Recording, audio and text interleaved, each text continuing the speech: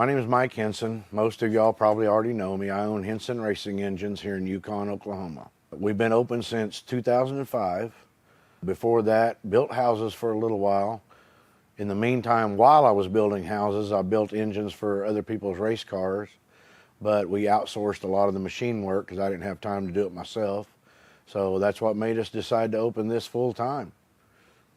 What's up, guys? My name is James Miller. I am 42 years old from Yukon, Oklahoma. So I met Mike through another friend of ours that raced dirt cars. Mike built the motors for him years ago, like over 10 years ago. Became friends with him through that. And I've always said if I could do anything in the motorsports field, whether it's driving, working on the cars, building engines, whatever, I'd do it in a heartbeat. Got the opportunity to do it. You know, there was a spot that came open, and 10 years later, here I am. James used to work at a job that he didn't really care for a lot. You know, it was just a regular 9-to-5 grind, and he just wasn't real happy with it. But he always had Thursdays and Fridays off. So what he would do is come to this shop, and I would have work for him to do. It's kind of one of those things. He had a truck that he was trying to race at the time. So he would like buy parts and then use the hours of labor to pay off the parts and all that kind of stuff. But he's been with us several years now, and James is very good at what he does now. I really see James staying with us for a long time, as well as Lane. Hi, I'm Lane Stevens. I'm 28 years old and from War Acres, Oklahoma. And how I started at Henson Racing Engines was I was at Francis Tuttle learning how to run CNC machines and do just general machine work. And then he showed up and offered me a job. And I learned on just general, production run machines that run all day, 24/7. And then coming to these machines, you got to babysit and run them by hand almost. It's a huge learning curve, but finally got the hang of it with some help. Lane's a really good kid, very bright, brilliant, smart at what he does. When he started here, he was a little bit green. His expertise was just general machining. As far as like making parts, engraving, he can do a lot of things. But when it comes to engine building for race cars, we had to coach him a little and show him a few different things, but man, did that boy, he caught on fast and really knows what he's doing now.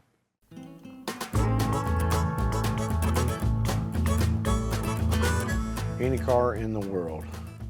Not just price-wise, I think the coolest car to have would probably be a 70 Plymouth Barracuda, 426 Hemi, 4-speed. It's just the epitome of muscle cars. We're going pro mod racing. It'd have to be a big screw blown, just nasty, make people like hide and plug their ears. No turbos. Probably have to be like a 78 Trans Am. Those are just wicked cool. I'd have to look just like a car off Smokey and the Bandit. Black and gold, baby. My favorite memory actually just came recently. My favorite memory came last year when you, my son Jacob, and Josh lined up together at the racetrack and made a pass. I've been to hundreds of racetracks. I've been to thousands of races, watched thousands of races. That was the funnest time in my life at a racetrack.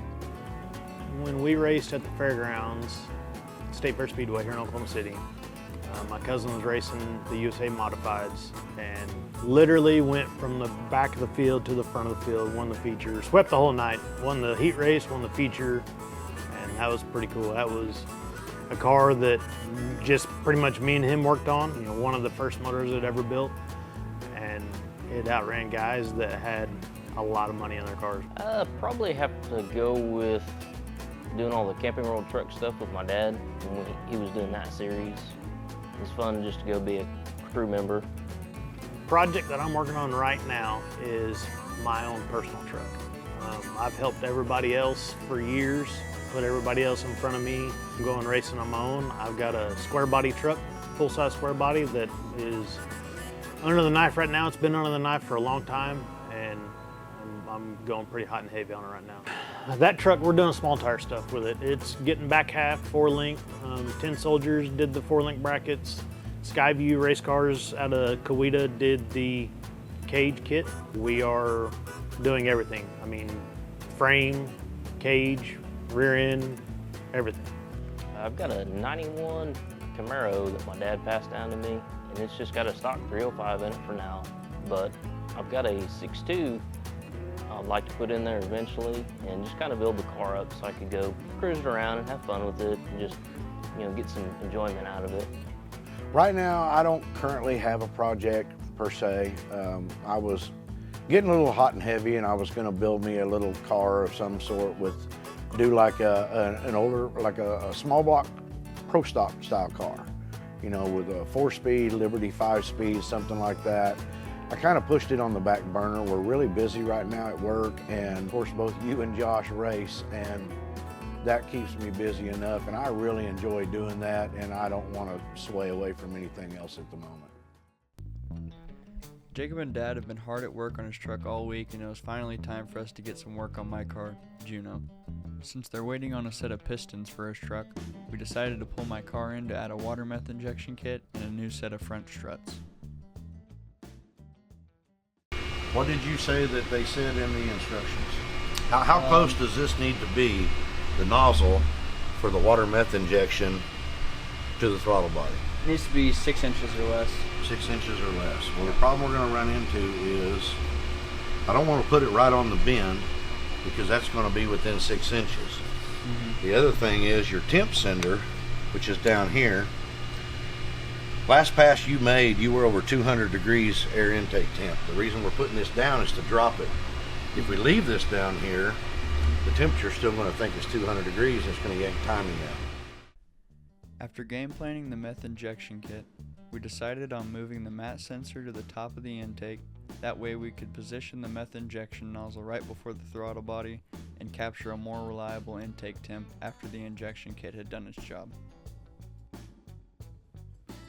James went ahead and plugged up the hole from the existing mat sensor location and began prepping the cold side for the new nozzle. Then I went ahead and unboxed the new struts and began installing them on my car. We went ahead and installed a set that was a little bit better than the stock set just to replace the absolutely busted set I had before. We got the struts installed and adjusted the springs to get the ride height we wanted and decided to call it a day on my car. All right, well, the guys work on Josh's car. I'm going to give you guys an update on mine. So the motor and the transmission are taken out. I took those out a couple of days ago, and we went through the motor and looked at it. So this is actually the block that I ran before for the last year or so. We completely bought a new block and everything, put the rotating assembly and everything in a new block. Well, I KO'd that block, so we're back with this one, old trusty. So here I'll show you guys a little bit of what happened. Right there, first, just to start out, 101 pounds of dome pressure is not ideal, and I'll show you guys what happened really. So these are the MAC valves. They control essentially the dome pressure that goes to the wastegate, and this side right here is the fill side. Well, that one was working properly, obviously. It filled it up to 101 PSI. Now this one right here, this is the dump side, and it actually got stuck shut and was no longer dumping. It was only filled, no dump. So that's pretty much what happened. If you're taking a look at these AFRs, so AFR left and right, I got 2 O2 sensors on my truck, and then you look at target AFR. So right now we're supposed to be at 11.0. And as you can see, I've gotten up in RPM, and at this point I'm 100% throttle. And this only happened in probably about a half a second. We're targeting 11 to 1, and we've got we're veering towards 12 on both sides. Now, as I get, higher in RPM, that target AFR drops a little bit, but the left and right AFR actual readings are going up, and I actually hurt the right side. So, I mean, if you're looking at this, that's not a good number right there. 15.6 is horrible, but I'll tell you one thing, the AFR right is actually, the right side is actually the one we hurt, and the reason it's reading, not normal, we're still 3 points high, but it's reading lower than this one because whenever it got the head gasket, water started crossing over, and O2 sensors only read air, so that's why the water that got in there displaced some of the air, and that's why it's reading a lower air fuels. So obviously it didn't make 30.8 pounds, it probably went above that, but the map sensor that we had in it will only read to 30 pounds, and unfortunately we were really trying to command 7 just to kind of get the motor broke in, just to see what it would do, see how close our tune-up was going to be, but obviously it just straight filled. Looking at that fuel flow, this thing's going to want a lot more fuel than what my fuel pumps and injectors will allow. We put in the Dietzwerk 1700s, and they're a great injector, but we knew that if we turned the boost up, it wasn't going to work. We were really just trying to break this motor in. So I'm going to show you guys a little bit of stuff that we were going to do to change the fuel system over to get this truck capable with the motor that's in it. Okay, so these A1000 pumps, for what I was doing before with 1,000 horsepower to the tires or so, whatever it was making, were great, and they worked awesome. But I think with this new motor and the new heads just consuming a lot more air, wanting to make a lot more power, we're going to run out of fuel pump.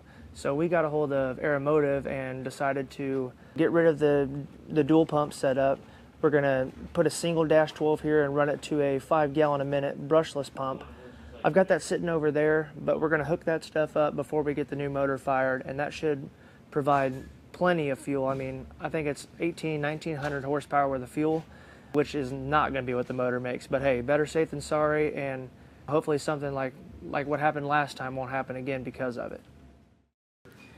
So one of the nicest things about this Aeromotive 5 gallon a minute pump is the variable speed. So you got your normal positive and negative here wires, but then you also got a reference wire, 5-volt signal wire that goes to, for us, we're going to be running to the Holly to run variable speed. And basically what that's going to allow us to do is tame down this pump, because this pump, 5 gallon a minute, that's a lot of pump flow, that's a lot of noise, that's a lot of heat. When I'm just idling in the parking lot, or if I'm just cruising around or something like that, it'll tame the pump down to where it's not using 100% of the pump. But whenever I get into the throttle or I get into boost, then I'll have the whole pump available to me. So really nice feature on some of these brushless pumps that they got. You are now watching How Henson Horsepowers, only on Henson Racing Engines YouTube. Welcome to How Henson Horsepowers. I'm your host, Mike Henson. Today we are going to be talking about some camshafts. First of all, what is a camshaft? A camshaft is an item in your engine that controls valve timing. When the intake valve opens, when it closes, when the exhaust valve opens, when it closes, according to relation of piston position in the bore. First thing I want to talk about is camshaft stages. The different stages of camshafts, 1, 2, 3, 4, whatever stage, 5, 6, 7, 8, however many stages you want to do. Manufacturers of camshafts do not cut camshafts in stages. That is not such a thing. The retailers that sell these camshafts that they have designed, they do. They will sell you a camshaft in certain stages. Will all work with every combination? No, they will not. When it comes to designing a camshaft, there are a few things that are needed to know, other than just engine combination, cubic inch, etc. There are things that need to be noted, like cubic inch of the engine, compression ratio, rod length, stroke, etc. What vehicle it's going in, how much the vehicle is going to weigh, what gear ratio you would like to run, and what the application of the engine is going to be. Whether you're dirt track racing, oval asphalt, drag racing, tractor pulling, all of that stuff makes a big difference. First of all, we're going to start off looking at a cam card. When you look at certain cam cards, people will list cams for sale. My cam is 700 lift. My cam is 725. Duration is 230. Yes, those are important, but really the only important things those are for is knowing what your heads flow. If you got a cylinder head that flows, say a max of 340 cubic feet a minute at 700 lift, why are you putting a camshaft in that has 820 thousandths lift? Why are you putting a camshaft in that has 240 degrees of duration? The reason why is you don't put those camshafts in. Most camshafts are too large to begin with. People always think that bigger is better. That is not always the case. People always think that bigger is better. That is not always the case. Pick a camshaft that matches your combination. Pick a camshaft that matches your combination, your cylinder head, your bore and stroke ratio. All of that stuff makes a huge difference. Now let's move on to individual segments of the cam itself.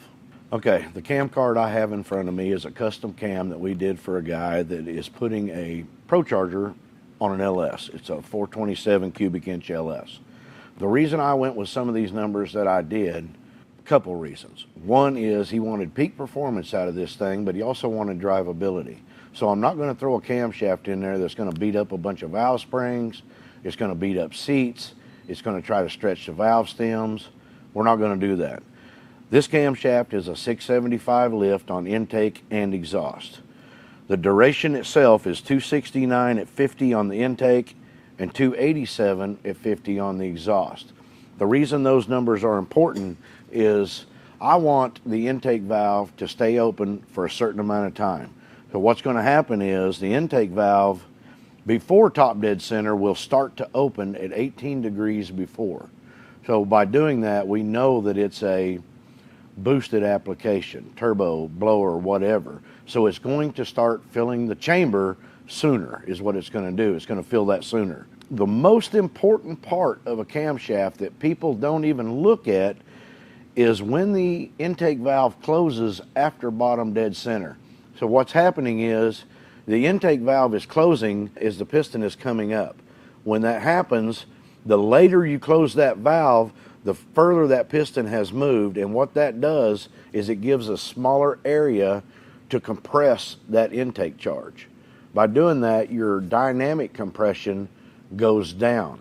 That's why a lot of guys can get away with a little bit higher static compression, but they bleed some of that off by closing the valve later and turning it into dynamic compression, so you're losing a little bit of that.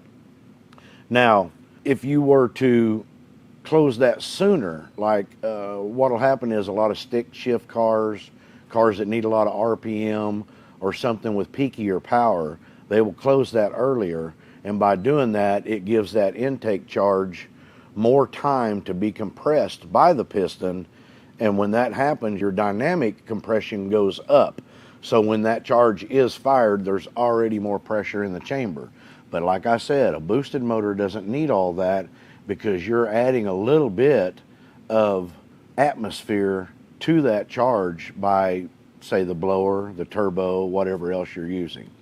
Okay, this is more of a sales note, not a technical note. If you take your engine to an engine builder and your engine builder builds you an engine, but does not have a way to design or choose a camshaft for you, please do not call me or any of my guys asking us to choose a camshaft, because your engine builder, if he is an engine builder, should know what you're going to need for your application, because I'm not going to know everything about the way your engine is built. Rod length, stroke, compression ratio, all of those things change according to how your engine builder wants to do it. You put faith in one person. You keep that faith in that person. Make sure when you have them build you an engine that they can build the entire engine, not just part of it. My son is filming this for me, and he has tried to talk me into be serious this entire time. Well, I've had enough of being serious. If you ask us for a potato cam, that's what you're going to get. If you don't know what that is, it's a cam that when it's idling, it goes potato, potato, potato, potato. If you ask for a wooden cam, that's probably what you're going to get. You're going to get a camshaft that when you hit the throttle, it's going to go wooden, wooden. Y'all have a nice day. I'll see you later.